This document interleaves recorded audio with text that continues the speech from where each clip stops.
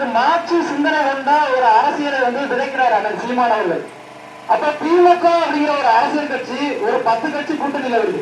திமுக அப்படிங்கிற அரசியல் கட்சி காங்கிரஸோட கூட்டணி கட்சியில இருந்திருக்கு. அதோட பாரதிய ஜனதா கட்சியிலையும் கூட்டணியில இருந்திருக்கு. அப்ப அவருடைய கொள்கை நிலைப்பாடு எப்படி இருக்கும் அப்படின்னு மக்கள் என்ன செஞ்சீங்க?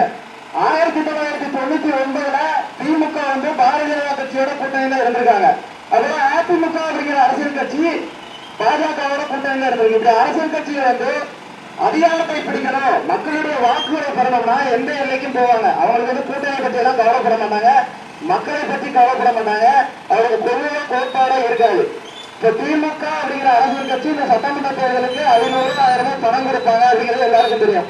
அதோட பாரதிய ஜனதா கட்சி இங்க இருக்கக்கூடிய அனுமதி காந்தி அவர்கள் 500,000 பணம் கொடுப்பாரு அப்படிங்கிறது எல்லாருக்கும் தெரியும்.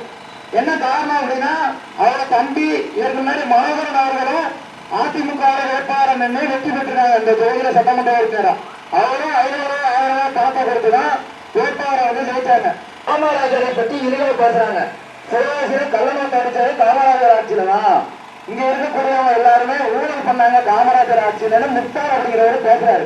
அப்ப அவருக்கு பல்வேறு அரசியல் கட்சிகள் எதிர்ப்பு தெரிவிக்காங்க. அப்படின்னு பார்த்தோம்னா எந்த அரசியல் கட்சியும் எதிர்ப்பு தெரிவிக்கல. திமுக இருக்கக்கூடிய வீராஜீவன் அவர்களோ சபாநாயகராக இருக்கக்கூடிய அப்பா அவர்களோ அந்த சமூகத்தை சேர்ந்த எந்த அரசியல்வாதிகளும் எதிர்ப்பு அப்படிங்கிறது தெரிவிக்கல. ஐயா ஸ்டாலின் அவர்களும் எதிர்ப்பு தெரிவிக்கல. மாறாக என்ன பண்ணாங்கன்னா முக்தாருக்கு 2 துப்பாக்கி ஏந்திய காவலர்களை பாதுகாப்பா கொடுத்தாங்க. ஒருத்தர் ஒரு வார்த்தை ஒரு பெருந்தலைவரை பற்றி தவறாக பேசுறாங்கன்னா அவர்கள் மீது வழக்கு பதிவு செய்து சிறையில் அடைக்கிறோம். இதுதான் அரசினுடைய வேலை. ஆனா திமுக அதை செய்யல. காரணம் என்னன்னா பெருந்தலைவரை இழிவுபடுத்தினா அதை கண்டுக்காம போவாங்க. அதான் அவங்க செய்யக்கூடிய அரசியல் அப்படிங்கிறது. ஏன் அப்படின்னா இங்க எல்லாத்துக்குமே காரணம் பெரியாதான் அப்படின்னு நிலைநிறுத்துறதுக்கு பார்க்காங்க. அப்ப திமுக அப்படிங்கிற அரசியல் கட்சி இந்த மக்களுக்கு எதுவுமே பண்ண மாட்டாங்க. அவங்களுக்கு தெரிஞ்சதெல்லாம் டாஸ்மார்க்ல சுத்தி டாஸ்மார்க்கை திறக்கணும். இந்த பக்கம் எடுத்துக்கிட்டோம்னா சங்கரங்கோவில் போற வழியில டாஸ்மார்க் கடை மணவர்கள் பண்றோம். இந்த சைடு உள்ளாறு சைடு போனோம்னா அங்க டாஸ்மார்க் கடை மணவர்கள் பண்றோம். இந்த சைடு சிவகிரி போனோம்னா அங்க டாஸ்மார்க் கடை மணமகள் பண்றோம். ஏன் டாஸ்மார்க் கடையும் மணமகள் மன்றத்தையும் திறக்கக்கூடிய இந்த அரசு கள்ளுக்கடை அப்படிங்கிறத திறக்க மாட்டாங்க. அப்ப இந்த கல்லை பத்தி எந்த அரசியல் கட்சி பேசுதுன்னு பாருங்க. அமைச்சர் கீதாதீவன் அவர்கள் தூத்துக்குடியில ஒரு டிவியினுடைய விவாத மேடையில பேசுறாங்க. நீங்க கல்லை ஆதரிக்கிறீர்களா எதிர்க்கிறீர்களான்னு கேட்கும்போது கல் அப்படிங்கறத நாங்க எதிர்க்கிறோம் அப்படிங்கிறாங்க. அப்ப ஐயா ஸ்டாலின் அவருடைய டாஸ்மார்க்கை தான் அவங்க ஆதரிக்கிறாங்க. டாஸ்மார்க் ஒரு பாட்டில் தயாரிக்க 20 ரூபா 30 ரூபாய்க்குள்ள செலவிடுதுன்னா அந்த மதுபானத்தை 150 ரூபாய்க்கு விற்காங்க. அதை தயாரிக்கிறது யாரெல்லாம் பார்த்தோம்னா இங்க இருக்கக்கூடிய திராவிட கட்சிகளும் தேசிய கட்சிகளும் தான் தயாரிக்காங்க. அப்ப மதுபானம் அப்படிங்கறத மக்களுக்கு கொடுத்து மக்களுக்கு கிட்னியில இருந்து உடல் எல்லாம் இதாகி குடிக்க அடிமையாகி சாகிற அளவுக்கு கொண்டு போய் விடுறாங்க. அப்ப அந்த மதுவை மக்களுக்கு கொடுத்து இங்க சைலண்டாக ஒரு இனப்படுகொலையை இங்க இருக்கக்கூடிய திமுக அரசு பண்ணுது. அப்ப திமுக அரசினுடைய ஆட்சி காலத்துல மதுவை கொடுப்பாங்க, தரமான கல்வியை கொடுக்க மாட்டாங்க, தரமான மருத்துவத்தை கொடுக்க மாட்டாங்க. குடிநீர் அப்படிங்கிறது பணம் கொடுத்து வாங்கக்கூடியதாக தான் இருக்கும். அதோட கனிம வளங்களை வெட்டி கடத்துவாங்க. இதான் இந்த ஆட்சியாளர்கள் செய்யறாங்க. ஏன்னா அவங்க ஓட்டுக்கு 500 ரூபானா கிட்டத்தட்ட 20,000 ஓட்டுனா 300 ரூபாய் பணம் செலவழிச்சு அதிகாரத்தை பிடிச்சிடலாம்னு இங்க இருக்கக்கூடிய திமுகவும் சரி பாஜகவும் சரி பண்றாங்க. இது அரசியல் தெரியாம யாருமே இல்ல, வெளிப்படையாக தெரியும். இங்க இருக்கக்கூடிய திராவிட கட்சிகள் வாக்கிற்கு பணம் கொடுக்குறாங்க, டோக்கன் கொடுக்குறாங்க. அதனால இங்க இருக்கக்கூடிய தேசிய கட்சியா இருக்கக்கூடிய பாஜக கட்சி பணம் கொடுக்குறது டோக்கன் கொடுக்குறது தெரியும். அப்ப இவருடைய நோக்கம் அப்படிங்கறத வேற. அந்த சீமானவருடைய அரசியலை புரிஞ்சுக்கங்க. மக்களுக்கு எதை தரமா கொடுக்கணும், இங்க கல்வியை தரமா கொடுக்கணும்னு சொல்லி அந்த சீமானவர்கள் சொல்றாங்க. பிள்ளைகளை பெற்றுக் கொடுங்க, ஆரம்ப கல்வி முதல் ஆராய்ச்சி கல்வி வரை தரமானதை இலவசமா கொடுப்போம்னு சொல்றாங்க. அப்ப இதை திமுக அதிமுகவும் இல்ல பாஜக கட்சியோ பேசல. இங்க இருக்கக்கூடிய தனியார் மருத்துவமனைகளின் தரம் எப்படி இருக்குன்னு செஞ்சீங்க. அப்ப தனியார் மருத்துவமனைக்கு நிகரா இங்க இருக்கக்கூடிய மருத்துவமனைகள் திறக்கப்படணும். ராயகிரி அப்படிங்கிறது ஒரு பேரூராட்சி, அதுபோல இங்க இருக்கக்கூடிய சிவகிரி அப்படிங்கிறது ஒரு பேரூராட்சி. அப்ப ஒவ்வொரு பேரூராட்சியிலையும் கல்வி நிலையங்கள் தரமானதா இருக்கணும், அதுபோல மருத்துவமனைகள் தரமானதா இருக்கணும், தூய குடிநீர் இலவசமா கொடுக்கணும். இப்ப தாமிரபரணி குடிநீருக்கு பணம் வசூலிக்கிறாங்க. எவ்வளவு வசூலிக்கிறாங்கன்னா 106 ரூபாய் வசூலிக்கிறாங்க. ஏன் தாமிரபரணி குடிக்கிற குடிநீருக்கு தண்ணீரை வசிக்கக்கூடிய இவங்க சாப்பிட்ற அரிசி 20 கிலோ இலவசம்னு சொல்றாங்க. மாதம் 1000 ரூபாய் கொடுக்குறேன், 2000 கொடுக்குறேன், 2500 கொடுக்குறாங்க. ஏன் தண்ணீரை இலவசமா கொடுக்க அப்படின்னு சொல்ல மாட்டேங்கிறாங்க. அப்ப செஞ்சீங்க தண்ணீர் அப்படிங்கிறது ஒரு வியாபார பொருளா ஆக்கிட்டாங்க. அதுபோல இங்க இருக்கக்கூடிய செந்தாமரை அணைய யாருமே கட்டாயம் ஆட்சிக்கு வந்தா கட்டவே மாட்டாங்க. என்ன அப்படின்னா மக்கள் எதிர்த்து கேள்வி கேட்க மாட்டாங்க. தேர்தல் பணத்தை வாங்குவோம், பணத்தை வாங்கினவங்களுக்கு ஓட்டை போட்டுருவோம், யாரோ ஒருத்தர் ஜெயிச்சு வருவாங்கன்னு சொல்லி நம்ம கடந்து போயிடும். ஆனால் எவ்வளவு பேராபத்தா முடியுதுன்னா கிட்டத்தட்ட மலைகள்ல இருந்துதான் தண்ணீர் அப்படிங்கிறது இங்க இருக்கக்கூடிய மக்களுக்கு கிடைக்குது. இப்ப மலையில மழை பெய்யுது, அந்த மலையில தண்ணீர் கீழே அருவியா அது ஆறா இங்க ஏரி கம்மாய்களை நிறச்சு வருது. அப்ப அவங்க என்ன பண்றாங்கன்னா மலைகளையே வெட்டி கேரளாவுக்கு கடத்துறாங்க. அப்ப அந்த மலைகளை வெட்டி கடத்துவதன் மூலமா அந்த திராவிட கட்சிகள் எவ்வளவு கோடி எத்தனாயிரம் கோடி வருமானத்தை அரசு பெற்றது அப்படிங்கிற கேள்வியை நம்ம மக்களாகி நம்ம எழுப்பணும். அப்ப இந்த மலைகளை வெட்டி வெட்டி கடத்துறீங்கள, அப்ப ஏன் இந்த செந்தாமரை அணையை கட்ட முடியல? அவ்வளவு பெரிய மலைகளை வெட்டி கடத்தக்கூடிய இவங்க சாதாரண செந்தாமரை அணையை இவங்களால கட்ட முடியலன்னா இது மக்கள் சிந்திச்சு செயல்படுங்க. திமுக வந்தாலும் அதிமுக வந்தாலும் செய்ய மாட்டாங்க. ஆனா இது மன்னராட்சி காலத்துல கட்டப்பட்ட அணை. கிட்டத்தட்ட திருவிதாங்கூர் சமஸ்தானத்தில் இருக்கக்கூடிய அந்த திருவிதாங்கூர் மன்னனும் சேத்தூர் இங்க இருக்கக்கூடிய சிவகிரி ஜமீனும் சேர்ந்து ஒரு உடன்படிக்கையின் பேர்ல ஒப்பந்தம் போட்டு அந்த மலையில இருக்கக்கூடிய புளியம்பட்டி தோடு சொக்கம்பட்டி தோடு அப்படிங்கிற 2 ஓடைகள் வழியா வரக்கூடிய தண்ணீரை மேற்கு பக்கமா போய் முல்லை பெரியார்ல போய் அரபிக்கடல்ல கலக்கக்கூடிய அந்த தண்ணீரை நேரடியா அந்த மன்னராட்சி காலத்துல சுண்ணாம்பு கற்களால கட்டி அந்த தண்ணீரை இங்க இருக்கக்கூடிய விவசாய நிலங்கள் கிழக்கு பகுதிகளில் செழிக்கணும் அப்படின்னு சொல்லி மன்னராட்சி காலத்துல சுண்ணாம்பு கல்லை வச்சு அணையை கட்டி கன்னியாகுமரி வழியா அந்த பகுதிகளுக்கு தண்ணீரை திருப்பி விட்டாங்க. அப்ப அந்த தண்ணீரை திருப்பி விடும் போது இங்க இருக்கக்கூடிய தென்காசி, தூத்துக்குடி, அதுபோல விருதுநகர் இந்த மாவட்டங்கள் வழியா போய் இங்க இருக்கக்கூடிய விவசாய நிலங்களை செழிக்க செய்து அந்த மக்களின் குடிநீர் தேவையை பூர்த்தி பண்ணி இங்க இருக்கக்கூடிய வங்காளகிரியோட கடல்ல போய் கலந்துச்சு. அப்ப மன்னராட்சி காலத்துல சாத்தியமானது மக்களாட்சி காலத்துல வாக்கு செலுத்தி வரி செலுத்தும் போது அதை சாத்தியப்படுத்த முடியல. கிட்டத்தட்ட தேசிய கட்சிகளும் திராவிட கட்சிகளும் ஆண்டிட போயிட்டாங்க. ஐயா பெருந்தலைவர் காமராஜர் அவர்கள் ஆட்சி காலத்துல அந்த அணையில உடைப்பு ஏற்பட்டது. உடனடியாக ஐயா பெருந்தலைவர் காமராஜர் அவர்கள் அந்த அணையினுடைய உடைப்பை சரி செய்து விவசாயிகளுக்கு அந்த நீரை கொடுத்தாரு. அதுக்கப்புறம் கருணாநிதியோ எம்ஜிஆரோ அதுக்கப்புறம் ஜெயலலிதாவோ எந்த அரசியல் கட்சியும் அதை சாத்தியப்படுத்தல. பெருந்தலைவர் காமராஜர் அவருடைய பேரனாக இருக்கக்கூடிய அந்த சீமான் அவர்கள் மட்டும்தான் அதை சாத்தியப்படுத்த முடியும்.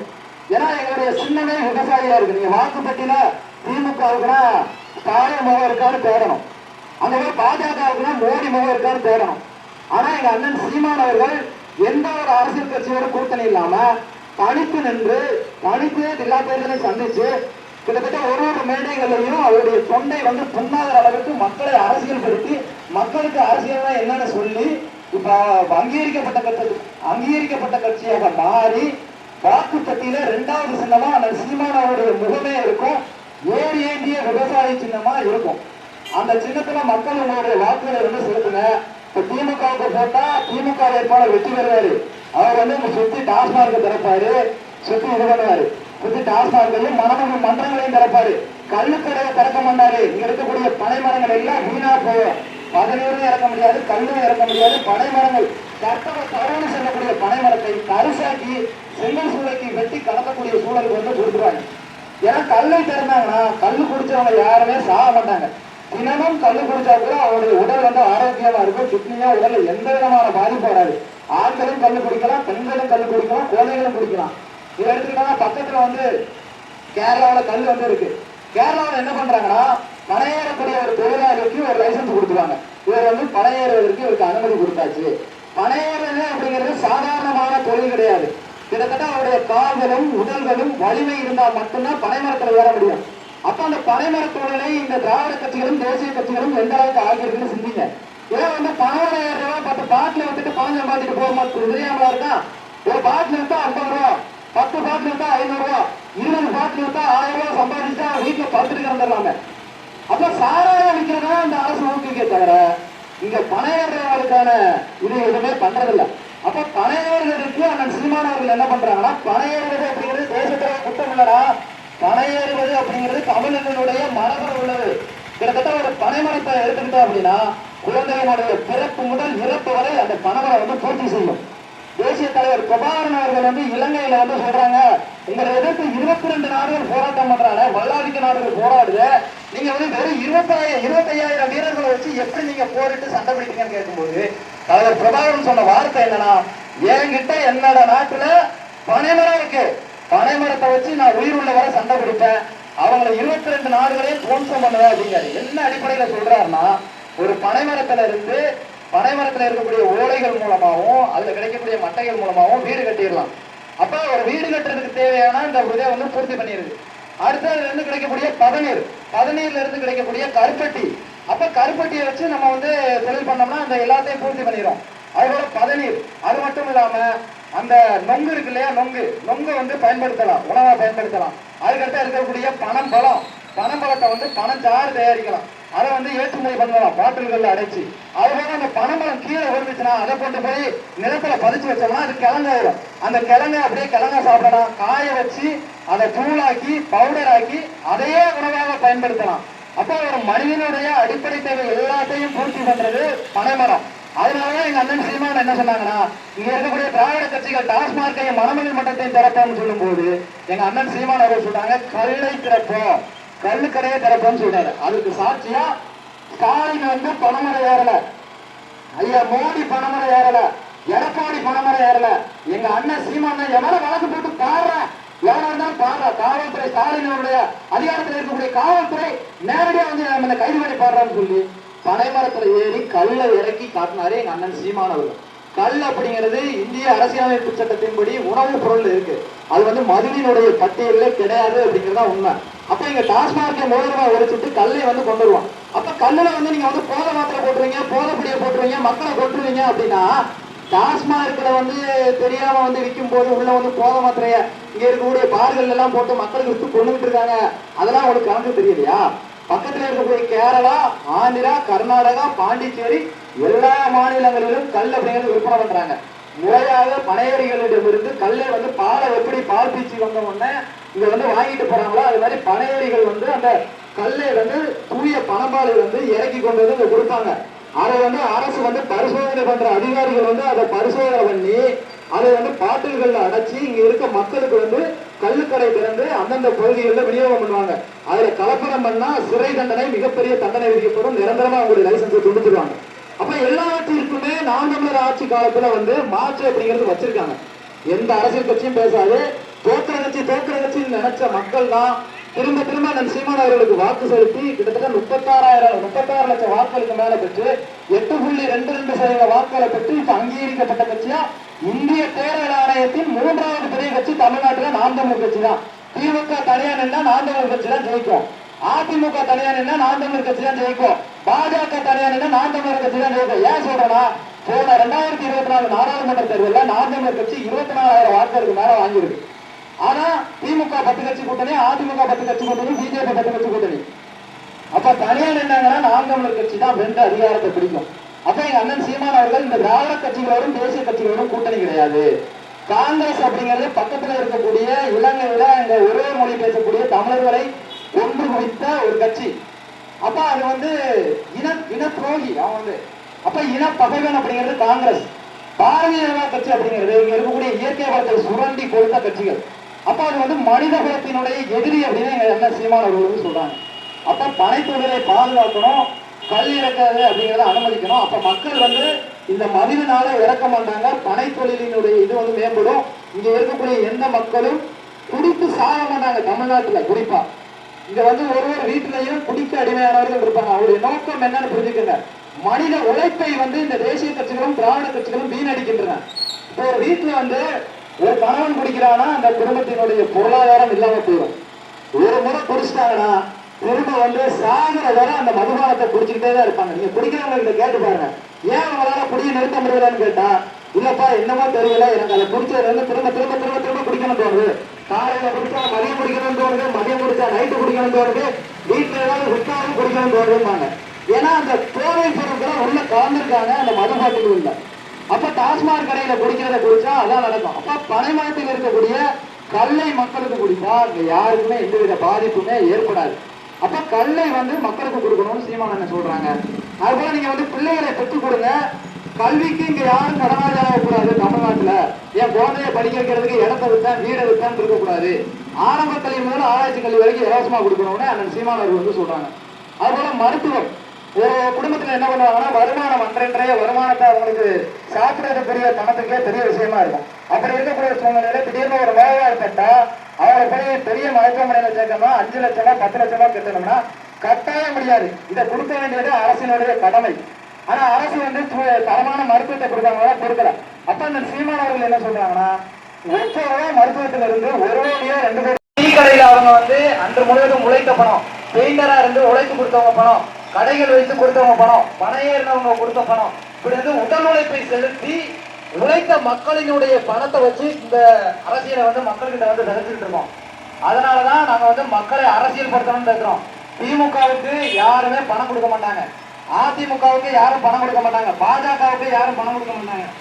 ஆனா யாரு கொடுப்பாங்கன்னு பார்த்தோம்னா புகாரி அதிபர்கள் கொடுப்பாங்க, டாஸ்மார்க்ல பார் வச்சிருக்கிறவங்க, மணமகள் வண்டர் வச்சிருக்கிறவங்க கொடுப்பாங்க. இவங்க என்ன செய்வாங்கன்னா 10 லட்சம் 20 லட்சம் பணம் கொடுப்பாங்க.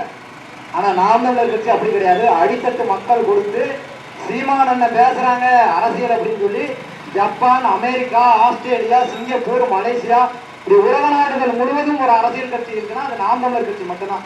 அந்த கட்சியில இருக்கக்கூடியவங்க நேரடியா அண்ணன் சீமான் அவர்கள் வந்து இங்க வந்து திறநிதி அப்படி இப்படின்னு சொல்லுவாங்க. நேரடியா வங்கி பணத்துல எவ்வளவு பணம் கொடுத்துருக்காங்கன்னு முதற்கண்டு கணக்கு இருக்கு. ஏன்னா அந்த கணக்கு வந்து தெளிவா இருக்கு. எவ்வளவு ரூபாய் பணம் எதுக்கு செலவழிக்கும், மக்கள் கொடுத்த பணத்தை எப்படி செலவு பண்ணணும், மக்களை எப்படி அரசியல் படுத்தணும் சொல்லி தெளிவா சிந்திச்சு பண்றோம். அப்ப மக்களினுடைய பணத்தை வாங்கி மக்களை வந்து அரசியல் படுத்தி இதுதான் அரசியல் விதைச்சு எங்களுக்கு வாக்கு செலுத்தி வலிமைப்படுத்துங்கன்னு கேட்கிறோம். நீங்க செலுத்துற வாக்குல தான் அந்த சீமான் அவர்கள் வந்து அங்கீகரிக்கப்பட்ட கட்சியா தனித்து 16 ஆண்டுகளா பேசி பேசி அங்கீகரிக்கப்பட்ட கட்சியா மாறி இருக்கு. இப்போ வந்து அரசியல்னா ஒண்ணுமே இல்லை, ரொம்ப சிந்திக்க வேண்டாம். இப்ப லாட்டரி மார்டின் அப்படிங்கிறவர் எல்லாருக்கும் தெரிஞ்சவர். தாவைக்காவோட ஆலவர்ஜுனான்னு ஒருத்தர் இருப்பாரு. லாட்டரி மார்டினோட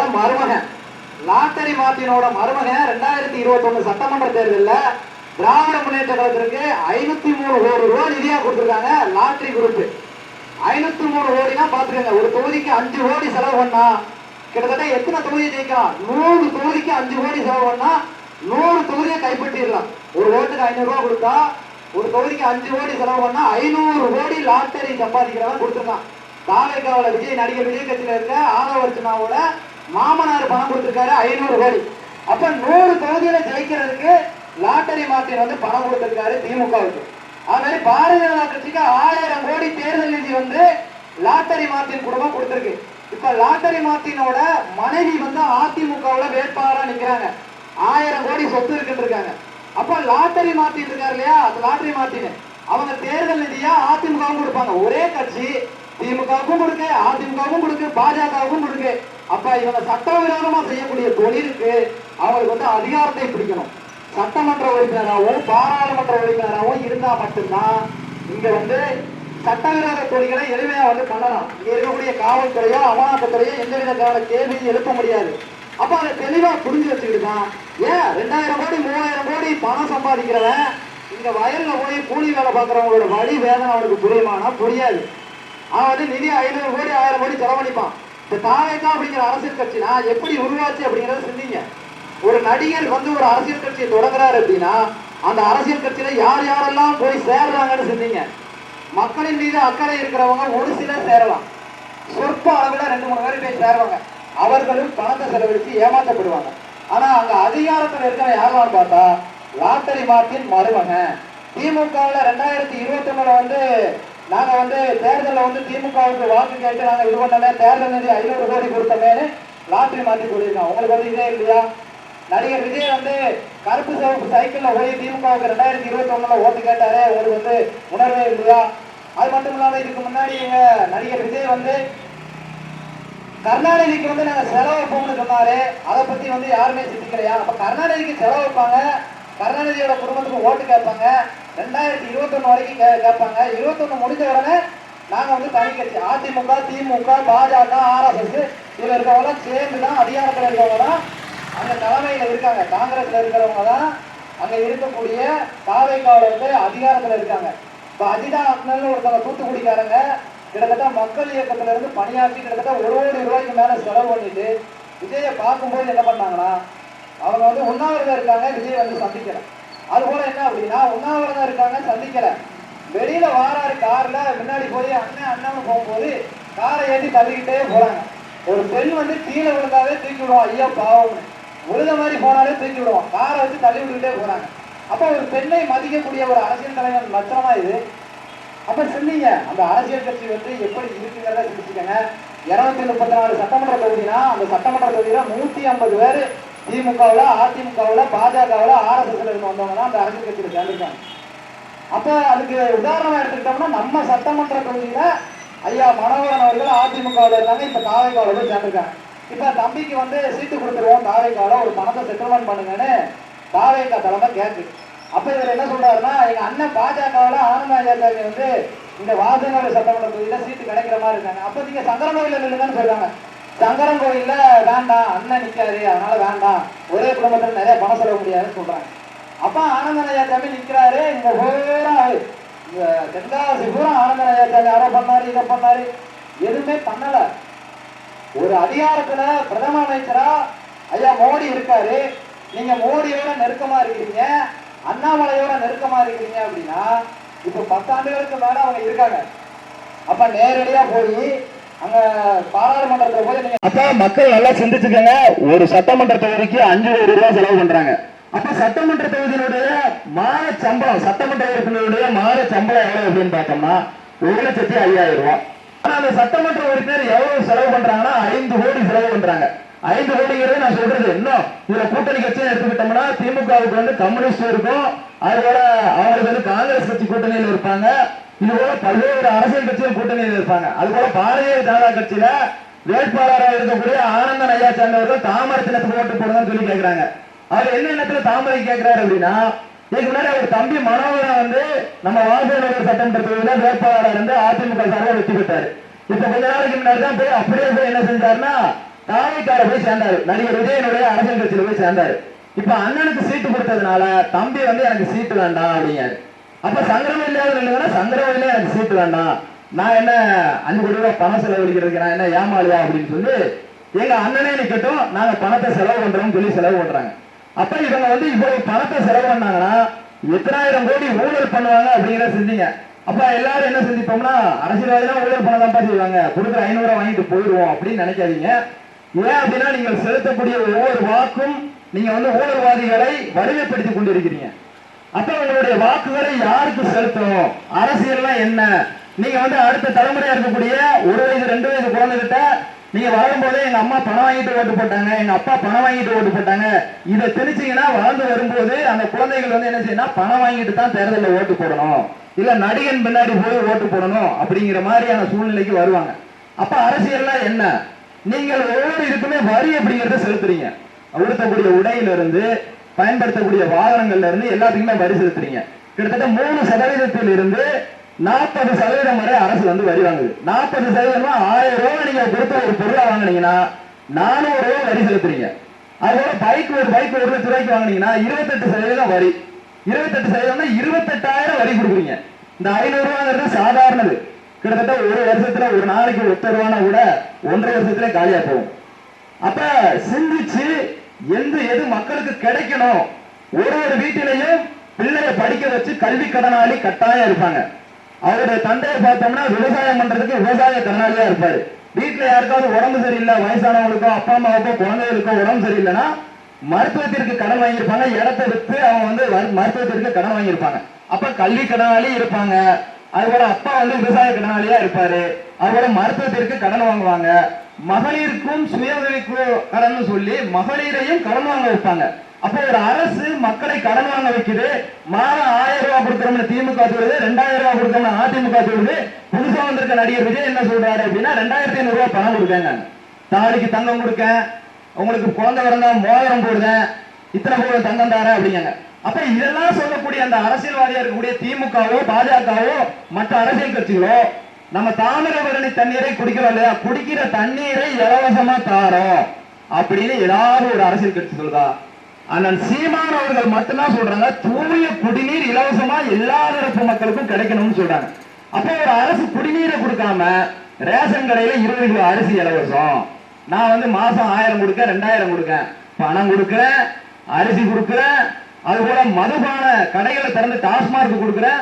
நாம் தமிழர் கட்சியில ஒரு சட்டமன்ற உறுப்பினரா அதிகாரத்துக்கு வந்தோம்னா என்ன செய்வோம்னா கேரளாவுக்கு போகக்கூடிய எல்லா லாரிகளையும் தடுத்து நிறுத்துவோம். கேரளாவுக்கு ஒரு கைப்பிடி மணலையோ கல்லையோ அனுப்ப விட மாட்டோம். முதல்ல நீங்க வந்து சென்ட்ரல் அணையை கட்டுங்க, இப்ப அங்க இருந்து கனிம வளங்களை கடத்துறீங்க, தமிழ்நாட்டுல எத்தனாயிரம் கோடி வருமானம் வந்து இப்படி போறதுனால கிடைச்சிச்சு அப்படிங்கிற கேள்வியை நாங்க எழுப்புவோம். இங்க இருந்து கனிம வளங்களை கொண்டு போறதை தடுத்து நிறுத்துவோம், இங்க இருந்து போகக்கூடிய காய்கறிகள் எல்லாம் தடுத்து நிறுத்துவோம். அப்ப தடுத்து நிறுத்தி அரசிற்கு, மாநில அரசிற்கு அழுத்தம் கொடுத்து செண்பகவல்லி அணையை கட்டுறதுக்குரிய முயற்சி எடுத்து கட்டாயம் நாம் தமிழர் கட்சியினுடைய ஆட்சி அமைந்தால் கட்டுவோம். ஏன்னா எங்களுடைய சின்னமே விவசாய சின்னமா இருக்கு, ஏரி ஏந்திய விவசாய சின்னம். நீங்க ரொம்ப எல்லாம் தேட வேண்டாம். முதல்ல வந்து அங்கீகரிக்கப்படாத கட்சியா இருந்துச்சு, இப்ப நாம் தமிழர் கட்சி வந்து அங்கீகரிக்கப்பட்ட கட்சியா மாறிடுச்சு 2024 பாராளுமன்ற தேர்தல். அப்ப நீங்க சின்னத்தை தேட வேண்டாம், முத மாதிரி எத்தனாவது இருக்கோ தேட வேண்டாம். இரண்டாவதா இருக்கக்கூடிய ஏரி ஏந்திய விவசாய சின்னத்துல உங்க வாக்குகளை செலுத்துங்க, நீங்கள் வெற்றி பெறுவீர்கள், உங்களுடைய அடுத்த தலைமுறை வந்து வெற்றி பெறும். அதுபோல படித்தவர்கள் படிக்காதவர்கள் எல்லாருக்கும் அரசு வேலை. ஆடு மாடு மேய்க்கிறத அரசு வேலையா மாத்துவோம், விவசாயம் பண்றத அரசு வேலையா மாத்துவோம். எல்லாருமே விவசாயம் பண்றத அரசு வேலையை பார்த்தா கேள்வி அடிப்பாங்க. இந்த பாஜக அப்படிங்கிற அதானியையும் அம்பானியும் வச்சு 2 குஜராத்திகளை வளர்த்து விட்ட பாரதிய ஜனதா கட்சி என்ன சொல்லுவாங்கன்னா, விவசாயம் எல்லாம் அரசு பணியா, கார்பரேட்டை கொண்டு வந்து இங்க இறக்கணும், கம்பெனியை திறக்கணும், இங்க நிலத்தில் இருக்கக்கூடிய நீர் வளத்தை உறிஞ்சணும், மலைகளை வெட்டணும், இங்க மேற்கு தொடர்ச்சி மலையில நியூட்ரினோ ஆய்வு பண்ணணும், கனிம வளங்களை கொள்ளையடிச்சு வட மாநிலங்களின் வளர்ச்சிக்கு கொண்டு போகணும். அதான் அவங்களுடைய நோக்கம். இப்ப இந்த பாரதிய ஜனதா கட்சி இந்த தென்காசி மாவட்டத்தை குறிவைக்க காரணம் என்னன்னா, இங்க வந்து நீர் வளமும் நிலவளமும் அதிகமா இருக்கு, அதுதான் காரணம். திமுக கைக்கு போனா அவங்க என்ன பண்ணுவாங்கன்னா, பூரா டாஸ்மாக் பொருளாதாரத்தையும் மண் அடிக்கிறது, மலையை வெட்டி கடத்துறது, அதுல வருமானம் பார்க்கறதுக்கு தான் அவங்க அதிகாரத்தை பிடிக்க துடிக்கிறாங்க. அப்ப நல்லா சிந்திச்சுக்கங்க, திமுகவோ அதிமுகவோ இல்ல பாரதிய ஜனதா கட்சியோ மக்களுக்காக எதையும் செய்ய மாட்டாங்க. 5 கோடி செலவு பண்றவன் 1000 பலாயிரம் கோடிய சுருட்டணும் தான் பார்ப்பாங்க. உதாரணம் என்னன்னா, இப்ப தாமர சின்னத்துல போட்டியிடக்கூடிய ஆனந்த நயாசாமி இருக்காரு, அவன் அண்ணன் தான் இதுக்கு முன்னாடி ஏடிஎம்கேல விஸ்வநாத பெரியல, அதான் சொந்த ஊரு. அப்ப அங்க வந்து அவர் வந்து சட்டமன்ற உறுப்பினரா இருக்காரு, 5 ஆண்டுகள்ல அந்த மக்களுக்கு ஒண்ணுமே செய்யல. சரி, அவருடைய வீட்டு பக்கத்துல இருக்கக்கூடிய ஒரு இடத்துல கால்வாய் பக்கத்துல பெண்கள் வந்து இரவு நேரங்கள்ல மலங்கழிக்கக்கூடிய அவல நிலை இருக்கு. அப்ப என்ன செய்யலாம்னா, ஒரு சட்டமன்ற உறுப்பினர் பக்கத்திலே இருக்கீங்க, இங்க இருக்கக்கூடிய மக்களுக்கு அந்த அடிப்படை தேவையை கூட பூர்த்தி செய்ய மாட்டீங்களான்னு கேட்டா பண்ணல. 5 ஆண்டுகள்ல பண்ணல. ஒரு 20 கழிப்பறை வசதி கட்டி அதுல குடிநீரை அவங்களுக்கு வந்து தண்ணீர் தேவையை பூர்த்தி பண்ணி வச்சுட்டாவே போதும், அந்த பெண்கள் வந்து வெளியில கழிக்கக்கூடிய மலம் கழிக்கக்கூடிய அவல நிலையே ஏற்படாது. ஆனா இதை செய்யல. அப்ப அவங்க வந்து கமிஷன் கொடுக்கறத வாங்கி போட்டே இருந்தாரு. இப்ப அதே தம்பி வந்து பெரிய லெவல்ல பண்ண போறாரு. ஏன் அப்படின்னா, அதுக்கப்புறம் மேற்கு தொடர்ச்சி மலை இருக்கு இல்லையா, தரணி சுகர் ஃபேக்டரிக்கு மேற்கு வந்து ஒரு பெரிய செங்கற்சூளை வச்சிருக்காரு. அந்த செங்கற்சூளைக்கு பக்கத்துல இருக்கக்கூடிய ஒரு கண்மாயில இருந்து அரசு விதித்திருக்கக்கூடிய விதிமீறல்கள்ல ஈடுபட்டு சட்டத்திற்கு புறம்பா மணல் அள்ளி செங்கற்சூளை நடத்திட்டு இருக்காங்க. இதான் அவர் தம்பி பண்றது. அண்ணன் என்ன பண்ண போறாருன்னா, மோடியே எனக்கு தெரியும், உங்க தென்காசியை வந்து அப்படியே கிரீன் சிட்டியை வளர்த்து விட்டுருவேன், தொழில் நகரமா மாத்திடுவேன், மோடிட்ட டைரக்ட் டீலிங் இருக்கு அப்படின்னு சொல்லிட்டு நீங்க தாமரைக்கு போடுங்க, தாமரைக்கு போட்டா இதை மண்ணாக்கிடுவாங்க, தென்காசியே இல்லாம ஆக்கிடுவாங்க. என்ன பண்ணுவாங்கன்னா, அவர்களுக்கு தேவையான ஃபேக்டரிஸை கொண்டு வருவாங்க, தொழிற்சாலைகளை கொண்டு வந்து இந்த நீரின் வளத்தை வந்து இது பண்ணுவாங்க. ஏற்கனவே மேற்கு தொடர்ச்சி மலைக்கு அருகாமையில் இருக்கக்கூடிய ராயகிரியில குடிக்கிற தண்ணி உப்பு தண்ணியா இருக்கு. அப்ப இதுக்கடுத்து போக இருக்கக்கூடிய தூத்துக்குடி மாவட்டத்திலேயோ இல்ல திருநெல்வேலி மாவட்டமோ இந்த சைடு போனோம்னா தண்ணி சுத்தமா சரி இருக்காது, குடிநீரே வறட்சியில இருக்கு. குடிநீர் அப்படிங்கிறது டிடிஎஸ் லெவல் வந்து 500க்கு உள்ள இருந்தாதான் நல்ல குடிநீர் குடிக்கக்கூடிய தன்மையில இருக்கும், உப்பு இல்லாம இருக்கும். அப்ப அந்த 500க்குள்ளதான் குடிநீரினுடைய டிடிஎஸ் இருக்கணும், டோட்டல் டிசால்வ்டு சால்ட்டுங்கிறது, சாலிடுங்கிறது. அப்ப அந்த 500க்கு கீழே இல்லாம குடிநீர் வந்து கிட்டத்தட்ட 500க்கு மேல 4000 வரைக்கும் அந்த குடிநீருடைய தன்மை வந்து குடிக்கக்கூடிய தன்மை இழந்து இருக்கு. அப்ப இது எல்லாமே பாதிக்கப்படும். அப்ப பாஜகவோ மத்திய அரசுகள் வந்து இங்க வந்துச்சுன்னா தேசிய கட்சிகள் வந்து அங்க எதுவுமே பண்ண மாட்டாங்க. உதாரணமா எடுத்துக்கிட்டோம்னா கூடங்குளம் அணுமின் நிலையம். அப்ப அந்த கூடங்குளம் அணுமின் நிலையத்துல யுரேனியம் அப்படிங்கிற அணு கழிவு வந்து இது பண்ணி அதை நிலத்துல புதைச்சிட்டாங்கன்னா அங்க இருக்கக்கூடிய குழந்தைகள் எல்லாமே மாற்றுத்திறனாளிகள் தான் பிறப்பாங்க, கை காலில் ஏதாவது பிரச்சனை வந்து தான் பிறப்பாங்க, குடிக்கக்கூடிய தண்ணியினுடைய தரம் போயிடும், விவசாயம் பண்ண முடியாது, எதுவுமே பண்ண முடியாது, மனிதர்கள் வாழ தகுதியற்ற சூழல் உருவாகும். ஆனா இதற்கு மாற்று அப்படிங்கிறது இருக்கு. சோலார் மின்சாரம், சூரிய ஒளி மூலம் மின்சாரம் தயாரிக்கலாம். இந்த திட்டத்தை அவங்க செயல்படுத்தல. அப்ப அவன் ரஷ்யாவோட உடனடிக்கை போட்டு இதை பண்றான். அப்ப அழிக்கிற திட்டங்கள் எல்லாம் தமிழ்நாட்டுக்கு கொண்டு வராங்க. அப்ப நீங்க இங்க இருக்கக்கூடிய திராவிட கட்சிகளுக்கும் தேசிய கட்சிகளுக்கும் வாக்கு செலுத்தாதீங்க. அண்ணன் சீமான் அவர்கள் வந்து 15 ஆண்டு காலமா அவருடைய தொண்டை புண்ணாகக்கூடிய அளவுக்கு கத்தி மக்கள் கிட்ட வந்து அரசியல் விழிப்புணர்வை ஏற்படுத்தி மக்களை அரசியல் படுத்தி நாங்க வந்து வாக்கு கேட்கிறோம். இதுதான் அரசியல். மக்களின் அடிப்படை தேவையா தரமான கல்வி, அதுபோல தரமான மருத்துவம், தூய குடிநீர் இலவசமா கிடைக்கணும்னு சொல்றோம். இதை கொடுத்தாவே மக்களுக்கு எல்லாமே இது பண்ணிடும். அது போல படித்தவர்களுக்கும் படிக்காதவர்களுக்கும் அரசு வேலை கொடுத்துரும். அப்போ ஒரு வீட்டுல யாருமே கடனாளியா இருக்க மாட்டாங்க. படிக்க வச்சிருவோம், மருத்துவத்தை கொடுத்துருவோம், தூய குடிநீரை இலவசமா கொடுத்துருவோம், அவங்களோட தாய்க்கு 20,000 ரூபாய் அரசு வருமானத்துல வேலை போட்டு கொடுத்துருவோம், தந்தைக்கு 20,000. யாருமே யாருக்கிட்டையும் கையேந்த வேண்டிய சூழல் அப்படிங்கிறது இருக்காது. வாக்குப்பெட்டியில 2வது சின்னமா ஏர் ஏந்திய விவசாய சின்னம் இருக்கு. அந்த சின்னத்துல அண்ணன் இசைமதிவாணன் அவர்களுக்கு வாக்கு செலுத்துங்க. நீங்க வந்து தோக்குற கட்சி, இது ஜெயிக்கிற கட்சி அப்படின்னு பாக்காதீங்க. நீங்கள் ஜெயிக்கணும், அடுத்து இருக்கக்கூடிய உங்கள் பிள்ளைகள் ஜெயிக்கணும்னு நினைச்சீங்கன்னா நீங்க நாம் தமிழர் கட்சியினுடைய ஏர் ஏந்திய விவசாய சின்னத்துல 2வது பட்டன்ல வந்து அமுக்குங்க. ஒவ்வொருவரும் நீங்க வெற்றி பெற்றதா நினைச்சுங்க. ஏன்னா நீங்க அதுல செலுத்தினா அரசியல்ல நீங்க வெற்றி அடைஞ்சிட்டீங்க, அடுத்த தலைமுறைக்கு சரியான அரசியலை வந்து கொண்டு வந்துட்டீங்கன்னு சொல்றோம். அப்ப மக்களை அரசியல் படுத்தி தான் நாங்க கேட்கிறோம், டோக்கன் கொடுத்து கேட்கல.